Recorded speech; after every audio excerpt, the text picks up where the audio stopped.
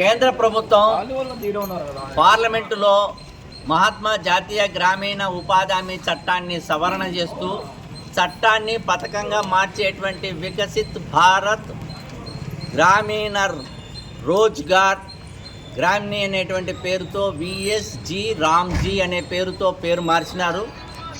ఈ చట్ట సవరణ అనేటువంటిది సరైనది కాదు. గ్రామీణ ఉపాధి హామీ చట్టం ద్వారా 2006లో వామపక్షాల మద్దతుతో వచ్చినటువంటి ఈ చట్టాన్ని 20 సంవత్సరాల తర్వాత ఇట్లా మార్చడం అనేటువంటిది చాలా అన్యాయం.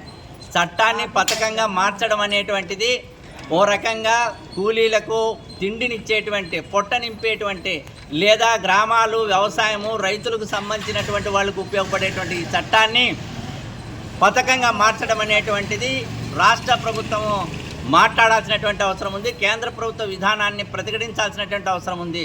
ప్రధానంగా ఈ చట్టాన్ని మార్చడం ద్వారా కేంద్రం యొక్క మొత్తం బాధ్యత ఉపాధి హామీ చట్టంలో నిధులు సంబంధించిన వేతనాలు, మెటీరియల్ మొత్తం సంబంధించిన నిర్వహణ సంబంధించినటువంటి దాన్ని నిర్వీర్యం చేసి ఆయా రాష్ట్రాలకు సంబంధించినటువంటి వేతనాల్లో 60% కేంద్ర ప్రభుత్వం భరిస్తే 40% రాష్ట్రాలు భరించాలని మెటీరియల్ కాంపోనెంట్ ఇతర అంశాలుగా చూసుకున్నప్పుడు ఈ రకంగా రాష్ట్రాల మీద ఈ భారాన్ని పెంచేటువంటి పరిస్థితి పెరుగుతోంది.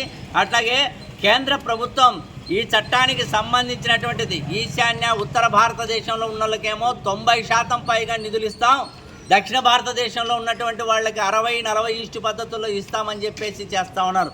దీని ద్వారా దేశాన్ని సమైక్యంగా ఉంచాల్సినటువంటి ఈ కేంద్ర ప్రభుత్వం కొన్ని రాష్ట్రాల పట్ల వివక్షత చూపుతూ చట్టంలో ఈ రకంగా మార్పులు చేయడం అనేటువంటి చాలా దుర్మార్గం.